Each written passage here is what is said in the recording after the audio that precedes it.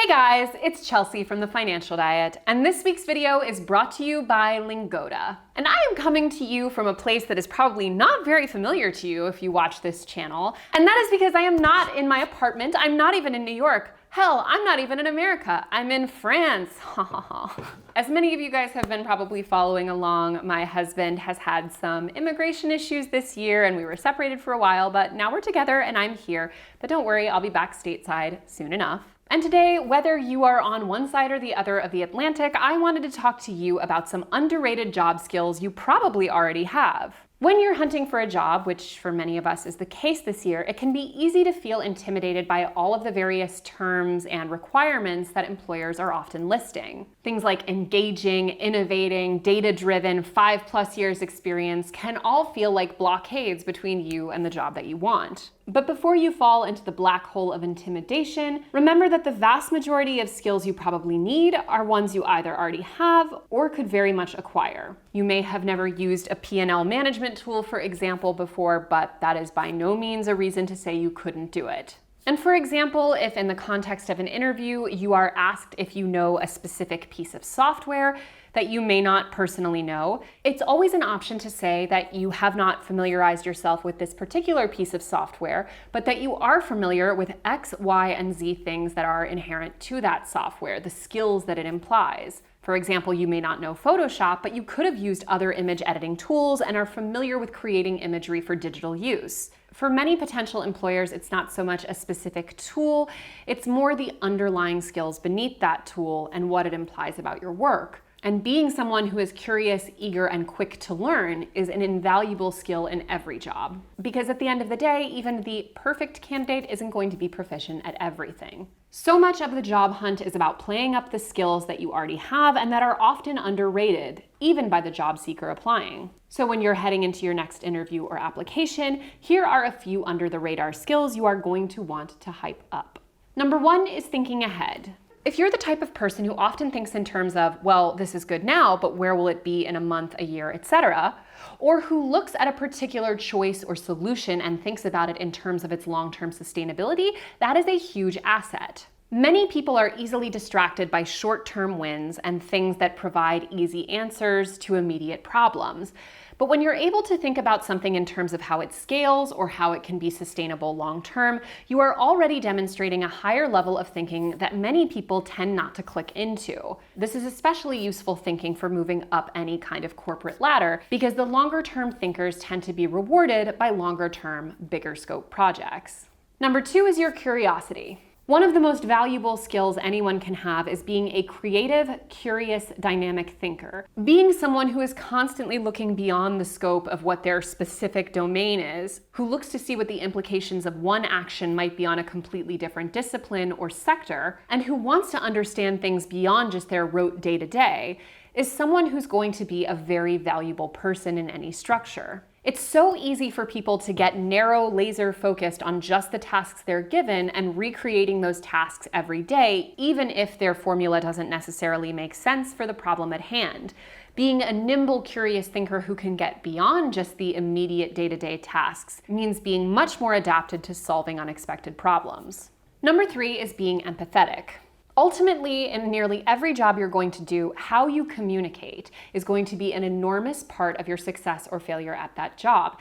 And especially as you move up the ladder and potentially manage more people or are being hired into a position of management, being an empathetic communicator is the absolute key to getting the best out of people. If someone is constantly missing deadlines or not working to their normal level of quality, for example, it could be easy for an unempathetic person to simply just write that person off as incompetent or lazy. But someone with more skill and empathy could easily start to get to the bottom of what the real issue is and hopefully find a much more solution-oriented next move. Communicating in a way that feels authentic rather than opportunistic is also a massive key to creating networks, to managing teams, to creating relationships around your industry, to sales, and basically every human-oriented element of the job. Someone who makes a person feel at ease, feel understood, and feel listened to is going to have an enormous advantage. You don't have to be BFFs with everyone at your office to be the kind of person who understands them and tries genuinely to put yourself in their position. Number 4 is expressing yourself clearly. Now, everyone is going to have a different level of skill when it comes to pure communication. And it's not fair to ask that everyone's going to be like a Winston Churchill level orator. But one of the things you can actively work on is making sure that everything you say has a purpose and a value and communicates your intent clearly. Often people will get flustered in professional situations and simply talk too much. They fill up the space, they use a lot of filler words, and often aren't even really necessarily conveying a point. Forcing yourself to constantly trim back what you're saying and making sure that everything you say is very action-oriented is a great way to become quickly known as a thoughtful communicator who always has something valuable to say. Number 5 is being polite. This one should be obvious, but it is shocking how rare of a skill politeness is when it comes to the professional world. Being the sort of person who remembers dates, who sends thank you cards, who speaks in a polite, considerate, courteous way, who holds the door for people, who opens the elevator for people. Being someone who genuinely carries themselves with a level of manners and respect is frankly quite a rare thing. And people, including hiring managers, tend to remember the people who were polite, who were conscientious, who were courteous, and who made them feel at ease. Because ultimately, good manners isn't about showing off or being fake, it's about making the people around you feel their most comfortable. Even something as simple as asking how someone's doing and actually listening to their response can make a world of difference in how they perceive you. Number 6 is knowing when to push back. Now, I'll be honest that I've never particularly had the personality type of a pushover. If anything, I'm a little bit too pushy myself. But I know that for many people, being a pushover, or in its more generous terminology, being overly accommodating, can be a real hurdle. Not feeling like you're entitled to push back on something even when you know it's wrong can be a huge issue. And beyond just potentially saddling you with more work, or an unfair responsibility, or violating your boundaries, it can also cause other people in your team to lose respect for you or to not see you as the professional you are. Learning what battles are the right ones to pick, but having a firm, thoughtful, and polite way of pushing back on something that isn't appropriate is a key tool to earning the respect that you deserve and making sure that you're not constantly being saddled with things that are outside of your scope. For example, if you have a coworker who is frequently emailing you late at night or on weekends, it is more than appropriate to write them a very polite email saying, "I don't check my work email between this time and this time, so I worry that if you continue to send them at these times that I simply may not see them and I don't want to miss them. If you wouldn't mind keeping your emails between this time and this time, I will be much more likely to always catch them." Of course, what you're really saying is, "Hey asshole, stop emailing me at 11:30 at night," but you're doing it in a way that reads as professional. And of course, if you have to call out behavior that was just beyond the pale, inappropriate, or unfair, make sure that anytime you are going to potentially surface an issue that you are arming yourself with data, with evidence, and with examples. You never want to be going out on a limb on something you can't back up. Number 7 is citing your sources. I'm sure for many of us, the scourge that was cite your sources all through school still looms large in our lives. And it's also probably likely that we never thought that that sort of skill would come in handy. But in the professional world, being the kind of person who always backs up their suggestions, ideas, and opinions with something tangible and verifiable is going to be the kind of person who gets their will enacted much more often. If you're proposing a budget, for example, or proposing a strategic change in a particular project, you're going to want to come armed with some evidence to support that suggestion. You never want to be caught having to defend something with a simple, I just think it's a good idea. Being the kind of person who comes prepared with evidence adds a serious level of credibility even before you share said evidence. Number 8 is not letting it show when you're in panic mode. There are going to be times when things feel really overwhelming, or you fear that you may have made a grave mistake, or that you may not be able to deliver on something at work. I mean, in 2020, most of us have probably had at least several times where we were in full-on panic mode. But being the person who keeps their cool, who can be relied upon to be clear-headed and solution-oriented in their thinking, makes you the kind of person that people want to gather around, that people want to trust, that people want to follow. Yes, there are going to be times when you are screaming inside because you're so panicked about getting something out on time, but as long as your outside demeanor is cool, calm, and collected, you're not just doing your team a favor, you're doing yourself a favor by not letting that panic overwhelm you and start to bleed into the work itself. Ultimately, mistakes are going to happen, deadlines are going to be missed, and things are going to go wrong. But rather than wasting a single moment on panicking about it, especially in front of someone like management or coworkers, you want to be very clear about what is the reality of the situation we're dealing with, and if something needs to be fixed or compensated for, exactly how do we go about that? Arrive with solutions, make no excuses, and take ownership of what, if anything, is going wrong. Sans the panic.